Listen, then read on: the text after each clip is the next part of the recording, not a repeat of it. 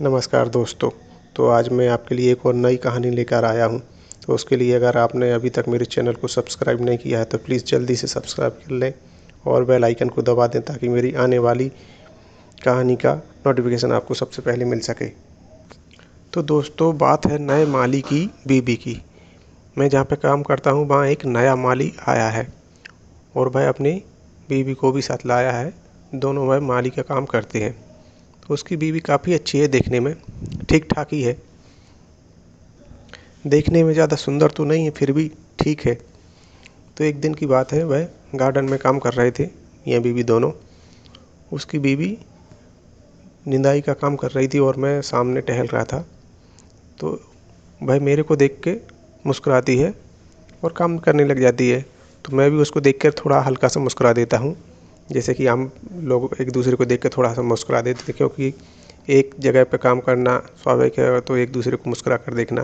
तो मैं भी उसकी तरफ हल्की सी स्माइल दे देता हूँ। देखने में ऐसा लगता है कि ज़्यादा पढ़ी लिखी तो नहीं होगी, फिर भी 8वीं 9वीं तक पढ़ी होगी।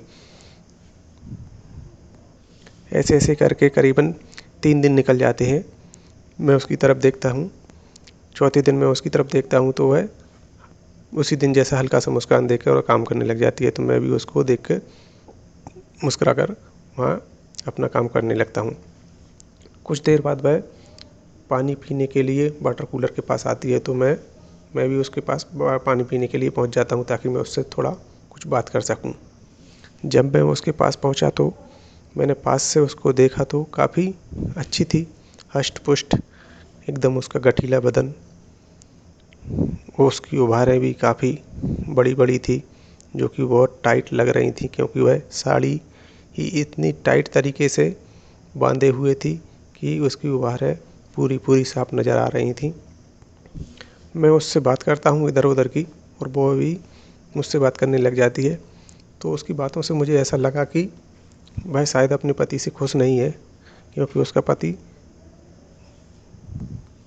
थोड़ा मोटा और देखने में भी कुछ ज़्यादा अच्छा नहीं है और वह देखने में फिर भी ठीक है। तो ऐसे करते हुए करीबन 1 हफ़्ता गुजर जाता है और 1 हफ़्ते बाद मैं फिर उससे थोड़ा सा हट के बात करने की कोशिश करता हूँ, क्योंकि मुझे उसकी बातों से ऐसा लग रहा था कि वह शायद मुझसे सेट हो सकती है। तो मैंने एक दिन मौका देखकर उससे बात करने की कोशिश की। तो वह भी बात करने लगी और बातों ही बातों में मैंने उससे डायरेक्ट यही बोल दिया कि तुम मुझे बहुत अच्छी लगती हो। तो वह पहले तो चुप रही और कुछ देर बाद वह बोली कि क्या बात कर रहे हो भैया, मैं अपने पति को बोल दूँगी, आप किस तरह से बात कर रहे हो। तो मैंने उससे कहा, देखिए, मैं आपकी भावनाओं को ठेस नहीं पहुंचाना चाहता था, पर मुझे जो लगा तो मैंने आपको बोल दिया तब। इसलिए अगर आपको लगता है तो वह आप अपने पति को बता सकते हो। तो उसकी बातों से मुझे ऐसा लगा रहा था कि वह बताएगी तो नहीं, और वैसा ही उसने किया, वह बताई नहीं और बोलने लगी कि ऐसा आप नहीं करना, आज के बाद ऐसा मत बोलना, हम यहाँ काम करने आए हैं, यह काम करने के लिए नहीं आए हैं। तो मैंने कहा कि आप दोनों काम करो, किसी ने कहाँ रोका है। तो वह बोली, नहीं भैया, हम दोनों काम नहीं कर सकते, एक काम कर सकते हैं। तो मैंने भी बोल दिया कि फिर कौन सा काम, एक काम कोई कर लो, यह काम छोड़ो और मेरे साथ चलो, मैं आपको दूसरा काम बताता हूँ। तो वह थोड़ी सी मुस्कुराने लगी मेरी बातें सुनकर और बोली, कौन सा काम। तो मैंने बोला, यहाँ पे नहीं, आपको अकेले में बता सकता हूँ मैं। तो वह बोली, ऐसा कौन सा काम है जो अकेले में बताओगे। तो मैंने भी बोला, आप चलो तब मैं बताऊँगा, तब देखना कि कौन सा काम है जो अकेले में किया जाता है। वह बोली, बस यहीं बता दो। तो मैंने कहा, यहाँ बताने का नहीं है, ये काम सिर्फ अकेले में किया जाता है। तो वह थोड़ा मुस्कुराई और बोली कि नहीं, तो फिर हमको नहीं जाना, आप ही चले जाओ। तो मैंने बोला कि फिर अकेले से थोड़ी ना काम होता है, 2 लोगों के साथ होता है वह काम। जब तक 2 लोग मिलते नहीं तब तक वो काम पूरा होता नहीं है। तो वह बोली, तो भैया हमको नहीं जाना, कोई देख लेगा।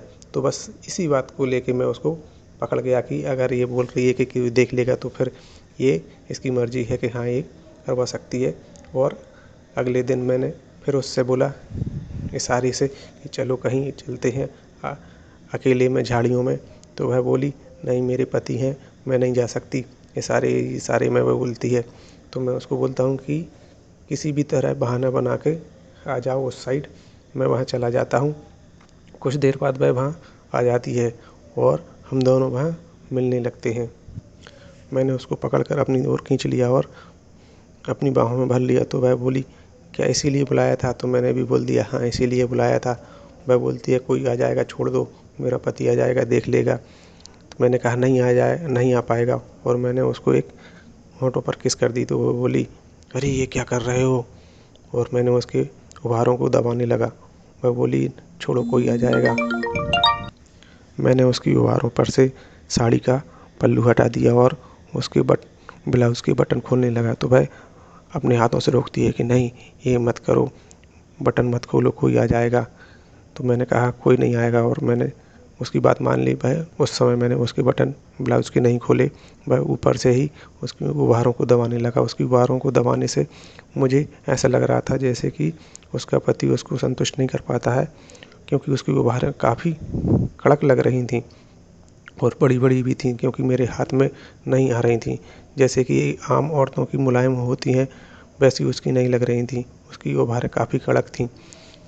मैं उभारों को दबाते हुए उसको चूम रहा था। वह भी सिसकियाँ ले रही थी और धीरे-धीरे बोल रही थी, छोड़ दो, कोई आ जाएगा, छोड़ दो, कोई आ जाएगा। पर मैंने उसको नहीं छोड़ा। करीबन 2 मिनट तक मज़े लेने के बाद मैंने ही खड़े-खड़े ही उसकी साड़ी उठाने का प्रयास किया। तो वह एक हाथ से रोकने लगी कि नहीं, ये नहीं करो। तो मैंने उसको बोला, क्यों नहीं करूँ?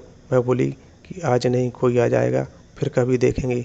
तो मैंने उससे थोड़ा-सा ज़बरदस्ती करने की कोशिश की। तो वह रोकने लगी कि नहीं, अगर आप ज़बरदस्ती करोगे तो मैं नहीं करवाऊँगी। तो मैंने भी उसको ज़्यादा दबाव नहीं डाला और मैं रुक गया, और वह वहाँ से चली जाती है। अगले दिन हम फिर मिलने का बहाना ढूँढते हैं और उसी जगह झाड़ियों में जाकर फिर मिलते हैं। तो उस दिन वह कुछ नहीं बोली और खूब मज़े लिए हमने, और मैंने खड़े-खड़े ही उसको निपटा दिया। उस समय मेरा ज़्यादा तो नहीं हुआ, करीबन 1 मिनट में ही मेरा पानी निकल गया था और वह वहाँ से चली जाती है।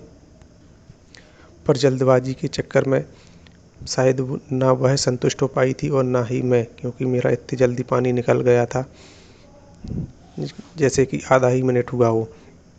तो फिर हम दूसरे दिन मिलने का फिर से प्लान बनाते हैं और फिर मिलते हैं। तो उस दिन हमने नीचे बिछाकर करने का प्लान बनाया। तो मैंने नीचे उस झाड़ियों के पत्ते ही तोड़ के बिछा दिए और उसी पर उसको लेटा दिया, और ऊपर से मैं लेट गया उसके ऊपर, और उसके ब्लाउज़ के पूरे बटन खोलकर उसकी उभारों का पहले तो खूब मज़ा लिया, फिर उसको मैं डाल दिया।